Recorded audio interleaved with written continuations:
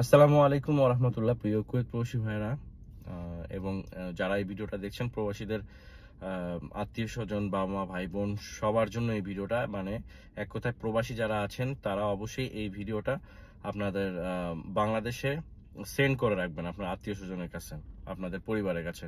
কারণ এই ভিডিওটা খুবই গুরুত্বপূর্ণ। বিশেষ করে কোন ক্ষেত্রে আমি জানিয়ে রাখছি যে কুয়েতে, আমি যেহেতু কুয়েতে আছি, কুয়েতের কথা বলছি, যে অনেক সময় কিন্তু চেকিং এর ফলে যাদের আকামা থাকে না বা ইনহাস কেস বা বিভিন্ন ইলিগাল হয়ে যায় কোনোভাবে, তাদেরকে কিন্তু পুলিশ ধরে নিয়ে যায় মকফরে রাখে। তখন দেখা যাচ্ছে যে কাউকে 7 দিন ধরে মকফরে রাখে এবং তারপর তাকে সফর করা দেয়। কিন্তু যদি কারো হচ্ছে কেস থাকে কোনো রকম, তাকে কিন্তু দীর্ঘ সময় 3 মাস, 6 মাস, 1 বছর পর্যন্ত জেলে রাখে।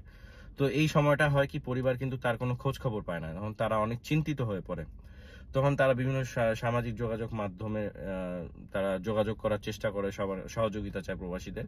তো আমি বলি যে এই অবস্থায় কি করবেন, আপনারা অবশ্যই এই প্রবাসী ভাইয়ের যে সিভিল আইডিটা আছে, এইটার একটা ফটোকপি বা কপি এটা সংরক্ষণ করে রাখবেন।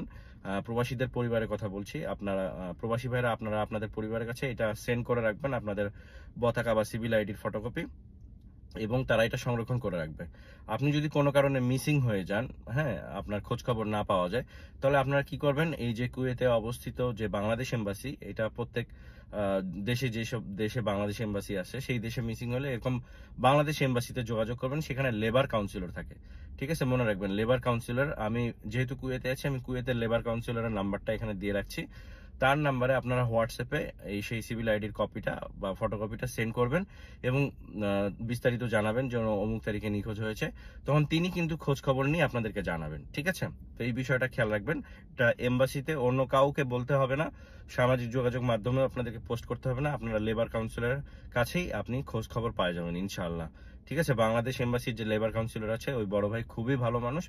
আমি এই পর্যন্ত নাইলেও 4 থেকে 5 জনের খোঁজ খবর ওনার কাছ থেকে পেয়েছি এবং তাদের মিসিং যে প্রবাসী ভাই, তাদের পরিবারকে আমি জানাইছি আলহামদুলিল্লাহ। তো আমি বলতে চাই যে এই সুযোগটা ব্যবহার করে কিছু চিটার বাটপার আছে, তারা কিন্তু আপনাদেরকে ফোন দিবে, মানে প্রবাসীর পরিবারের কাছে ফোন দিয়ে বলবে যে উনি তো অ্যাক্সিডেন্ট করছে বা উনাকে থানায় ধরে নিয়ে গেছে, উনার টাকা পয়সা লাগবে, টাকা পয়সা দিয়ে ওনাকে থানা থেকে ছুটা নিয়ে আসতে হবে, অথবা হাসপাতালে চিকিৎসার জন্য টাকা লাগবে। তো এগুলো কিন্তু চিটার বাটপাররা করে থাকে, ঠিক আছে? কখনোই এইসব বিষয়ে কাউকে টাকা পয়সা দিতে যাবেন না, ঠিক আছে?